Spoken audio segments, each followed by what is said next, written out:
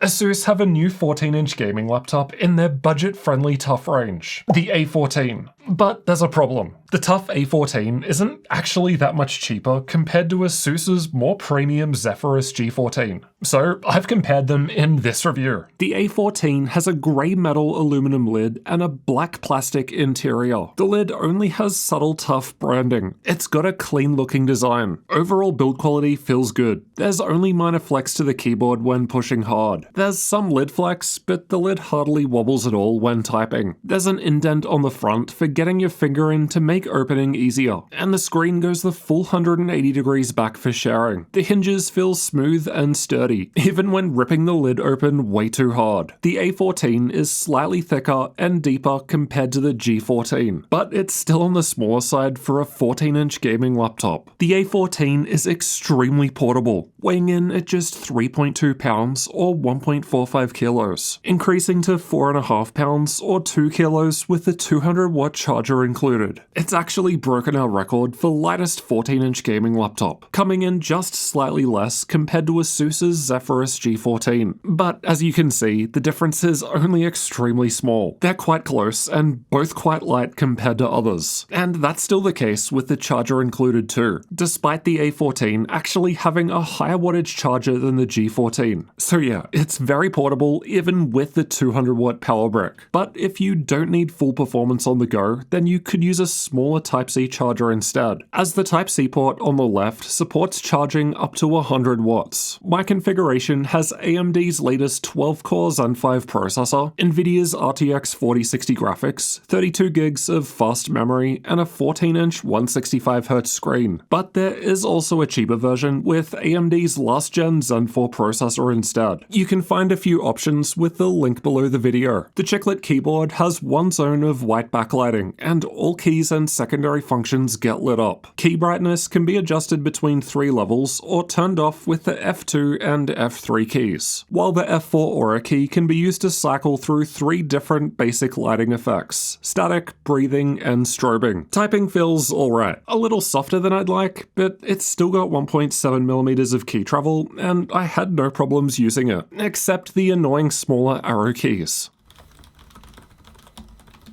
The glass touchpad is big and smooth. It clicks down anywhere and works well. As for ports, the left side has the rectangular power input at the back, followed by HDMI 2.1, a USB 4 Type-C port, USB 3.2 Gen 2 Type-A port, and 3.5mm audio combo jack. The right side has a UHS 2 microSD card slot, USB 3.2 Gen 2 Type-C port, and a second USB 3.2 Gen 2 Type-A port. That's it, there aren't any ports on the back. I like that there's Type-A and Type-C ports on both the left and right sides. And as mentioned, the Type-C port on the left can be used to charge the laptop with up to 100 watts. And both Type-C ports have DisplayPort support for connecting a monitor. The one on the left has the newer DisplayPort 2.1, while the one on the right supports 1.4. The one on the left always connects via the integrated Radeon graphics, while the one on the right connects directly to the Nvidia discrete graphics. And that's always the case, whether Optimus is on or off. HDMI always connects to the Nvidia graphics, and we confirmed it could run our LG B9 TV at 4K 120Hz 12-bit with G-Sync. Getting inside requires taking out 11 Phillips head screws. They're all the same size, except for the one down the front left corner, which is smaller than the rest, while the front right one doesn't remove, and instead raises the bottom panel up to help with opening. I didn't actually need my pry tools to open it. The opening was enough to open it with just my hands. But if you're looking for good tools for opening laptops, I'll leave a link to this set I use below. Inside, we've got the battery down the front, installed M.2 SSD on the left, second M.2 storage slot on the right, and Wi-Fi 6E card to the right of that. I confirmed that both M.2 slots can fit my double-sided 4TB SSD with chips on both sides, no problem. Unfortunately, memory is soldered and cannot be upgraded, but I think that's just a limit with this processor. The A14 is a available with 16 or 32 gigs of RAM, so you'll need to consider your future requirements when buying. The A14 gets a higher upgradability score compared to the G14, as the G14 only has one M.2 storage slot. The G14 prioritizes a third fan where the A14 has its second memory slot, plus the G14 has more annoying TR6 screws. Wi-Fi speed was in line with other laptops that use 6E, and a little ahead of ASUS's G14, which uses the same Wi-Fi card. But we're talking a margin of error difference. The speeds from the installed 1TB PCIe Gen 4 M.2 drive are great, and that goes for the micro SD card slot too. Really impressive stuff there. The card sits the full way into the machine, so there's no risk of bumping it, but it's awkward to get in and out even using fingernails. The speakers are found on the left and right sides towards the front. They sound decent for a gaming laptop, but nowhere near as good compared to the G14. The latency mon results weren't amazing, but not as bad compared to a lot of other laptops tested. The A14 is powered by a 4-cell 73 Wh battery. Panel power saver is enabled by default, which automatically lowers the screen's refresh rate to 60 Hz when you unplug the charger to save power. This is why the screen flashes black, and it goes back to 165 Hz when you plug back in. You can enable battery care mode through the MyASUS software to limit the maximum charge level to 80%, which helps improve the longevity of the battery. Or you could also enable eco mode through Armoury Crate, which disables the NVIDIA graphics and may help improve battery life further if you don't need the power-hungry NVIDIA GPU. Battery life was quite good, lasting for 9 hours and 50 minutes in the YouTube video playback test, and almost 2.5 hours with a game running. So ASUS's more expensive G14 with the same sized battery lasted a bit longer in video playback, but not quite as good in a game. Let's check out thermals next. The A14 has 2 fans and heat pipes shared between the CPU and GPU, with paste used on both. No liquid metal here. There are holes directly above the intake fans, and air only gets exhausted out the back, so no chance of hot mouse sounds. ASUS's Armoury Crate software allows us to change between different performance modes, which from lowest to highest are silent, performance, turbo, and manual. Both turbo and manual modes apply this overclock to the GPU, but only manual mode lets you customize it. Manual mode also lets you customize CPU and GPU power limits, temperature limits, and gives you some control over the fan curves for both fans. Whenever we've tested manual mode, all power and temp sliders were maxed out with fans on 100% speed for best results. The internal temperatures were fine at idle. The rest of the results are from combined CPU and GPU stress tests, which aim to represent a worst-case full-load scenario. But temperatures are perfectly fine even with the higher performance modes. Worst case, we're almost reaching 80 degrees Celsius in turbo mode,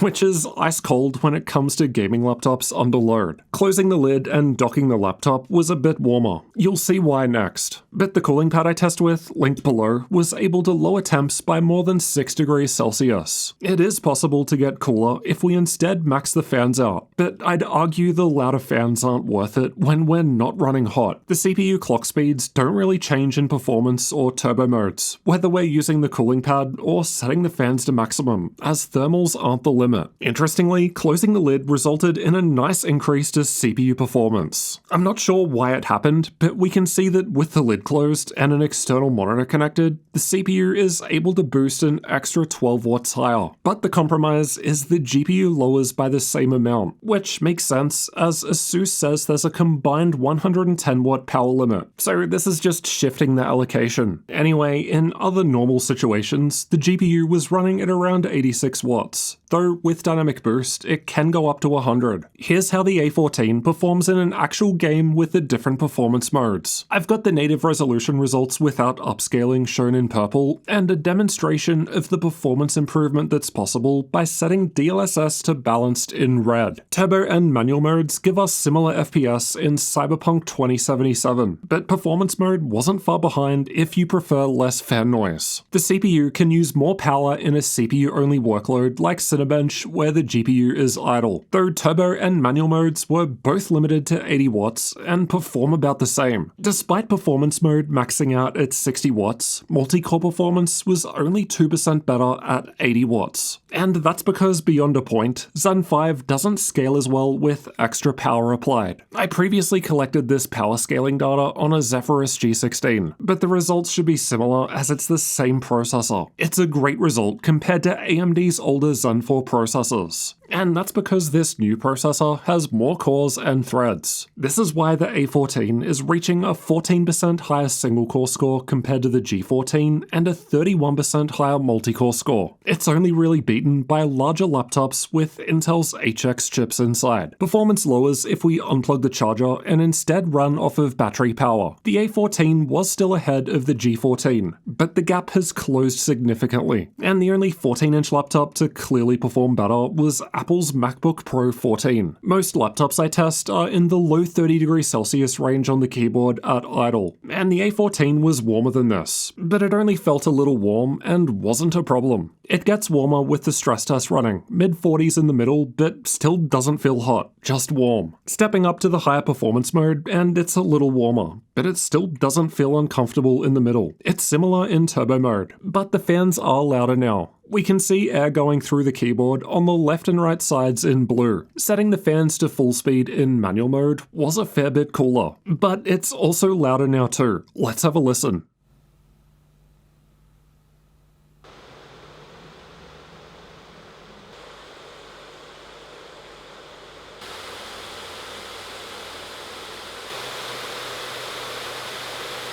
The fans were silent when doing nothing at idle. They get louder with the stress test running, with volume increasing in the higher modes, as expected. Unfortunately, the cooling pad didn't allow the fans to run quieter, even though it lowered the internal temps by about 6 degrees. Maxing the fans out is quite loud, so there is more cooling headroom available if you really want it. It just comes at the expense of louder fans. But in turbo mode, so the loudest possible without manually maxing the fans out, it's actually one of the quietest laptops tested so far. Very similar to the G14, but not as quiet as HP's lower-powered Omen 14. Considering how close performance mode was to turbo mode in Cinebench and Cyberpunk, I'd probably just run the A14 in performance mode so that it's not as loud. Alright, let's get into the screen next. In short, the A14 screen looks good. Color gamut is fine for a gaming laptop, though I didn't quite get ASUS's advertised 100% sRGB. Brightness was decent, maxing out at 435 nits at 100% brightness, so a fair bit over the 300 baseline. And this puts it in between a number of other 14-inch laptops tested, within margin of error of the G14's OLED screen. Backlight bleed was only very minor, no problems here, but this varies between each laptop screen. Panel overdrive is enabled by default in the Armoury Crate software. With this on, the average gray-to-gray response time of the screen was great, at just over 4 milliseconds. There was a little undershoot and overshoot, but you can remove that by disabling panel overdrive. This slows the response time to 6.8 milliseconds, but it's nice that it's an option, as past TUF models I've tested didn't give you the choice.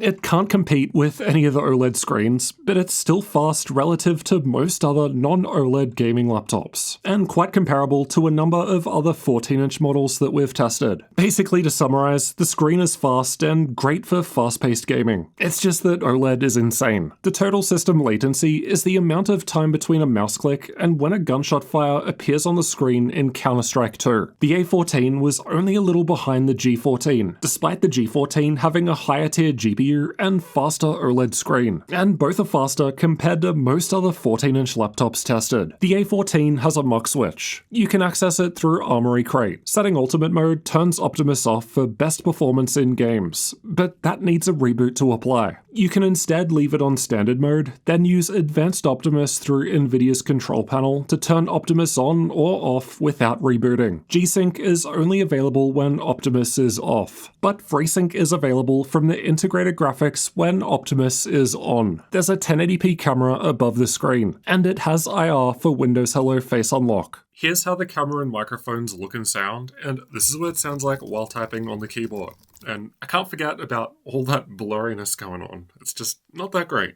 Now let's find out how well ASUS's TUF A14 performs in games. We've tested it with these settings for best results. Cyberpunk 2077 was tested with our own custom test run, and I've got the A14 shown by the red highlight. At 1080p, it's very close to the last-gen G14, but a little behind Lenovo's 14-inch gaming laptop with the same GPU but older CPU. But the A14 beats HP's more expensive Omen 17 with higher-tier RTX 4070 graphics, because that has a much lower power limit. The gap closes a little at the higher 1440p resolution. Lenovo's 14-inch Legion Slim 5 was still a little ahead, but the Omen 14 with 4070 was still behind. Our highest 4060 result from Lenovo's lock was about 13% faster in average FPS though, so just goes to show what the same GPU can do in a bigger laptop with higher power limits and more cooling. Red Dead Redemption 2 was tested with the game's benchmark, and the A14 was one of our lower 4060 results at 1080p, only a few FPS ahead of some of our older 4050 results. That said, it's still 7% ahead of HP's Omen 14 with 4070 graphics, last year's G14 with the same 4060 graphics, and last-gen Zen 4 processor was 9% faster though. It's a similar deal at 1440p. The A14 is still well above 60 FPS at high settings without any upscaling, so it's not as if you can't play games like this or anything, just that it's possible to get more performance from ASUS's higher-end but older G14, or other cheaper but larger laptops with the 4060. Control is a GPU-heavy game, and the results are more of what we've already seen with last year's G14 and same GPU but higher power limit slightly ahead at 1080p, and the 4070 Omen 14 behind. And then that continues at the higher 1440p resolution. Here are the 3D Mark results. The A14 performs similarly to the larger Zephyrus G16 and P16 with the same processor in content creator workloads, despite the A14 having a lower tier GPU. Ultimately, in most workloads tested, it's doing better compared to other, often larger 4060 laptops, so a bit different to what we saw in the games. The BIOS looks nice, but there isn't much customization available through here compared to other brands like Lenovo or MSI. Linux support was tested with an Ubuntu 24.10 live CD. By default, the keyboard, touchpad, speakers, camera, and Wi-Fi all worked. Keyboard shortcuts for adjusting volume, screen brightness, and keyboard brightness all work too. A great result. Pricing and availability will change over time, so check the links below the video for updates and current sales. And if the A14 does have a good sale, we'll be sure to add it to our gaminglaptop.deals website. We update that every day to include all of the latest sales, so make sure that you check it out regularly to save money on your next gaming laptop with that link below. At the time of recording in early November, the A14 with same CPU and GPU as mine, but half the RAM, is $1499 US. And for an extra $100, you can get it with double the RAM and double the SSD space, which might be worth considering as the memory is soldered and can never be upgraded. Or you can instead get it with a last-gen Zen 4 CPU for $100 less. The 8845HS is still a decent CPU. It's basically a renamed 7840HS. And if you're mostly gaming, the processor difference shouldn't matter too much at the native 2560 by 1600 screen resolution anyway. But these prices don't really make sense when it's possible to get ASUS's own superior Zephyrus G14 for less money. Granted, this is currently on sale, and we've had it on the gaminglaptop.deals site for as low as $10.99. But at full price though, it's only $100 more than the A14 with 16 gigs of RAM. And I think that's my biggest problem with the A14. Yeah, it's a good laptop overall, but at the end of the day, I'd probably just pay the $100 extra and get the Zephyrus G14 instead. The G14 has a nicer OLED screen, performs better in games due to higher GPU power limit, has better sounding speakers, and is slightly smaller. The G14 also came out like 6 months before the A14, so it's an older laptop, which means it's more likely to have a better sale. Newer products usually take a while to start seeing some great sales. But the G14 isn't always better. The A14 has an extra M.2 storage slot. It's available with the newer and faster Zen 5 processor, at least until ASUS refreshes the G14 probably next year in early 2025. And that means that it's also got an NPU for AI support if you're one of the 3 people who cares about having a Copilot laptop. but overall, I can easily recommend ASUS's TUF A14. There's just not much to complain about. It's actually got some nice premium features that I didn't expect to see in the TUF series, because the TUF series has traditionally been ASUS's budget lineup. Yet this one still has a good screen, a glass touchpad, and even G-Sync, so those extra nice-to-have bells and whistles. I guess going into it, I figured it'd be a budget 14-inch laptop like MSI's Cyborg 14, which is a fair bit cheaper, but that's not really the case. So I guess the A14 feels a bit more like a slightly cut-down G14 than it does a budget 14-inch gaming laptop, which I guess is reflected in the price. But yeah, if the G14 is only like $100 more for basically the same specs, I think that makes more sense. Of course, unless you want the A14's extra M.2 storage slot and faster Zen 5 processor. You can find out everything about ASUS's Zephyrus G14 in this video next. I cover absolutely everything that you need to know in this detailed review, so I'll see you over in that one.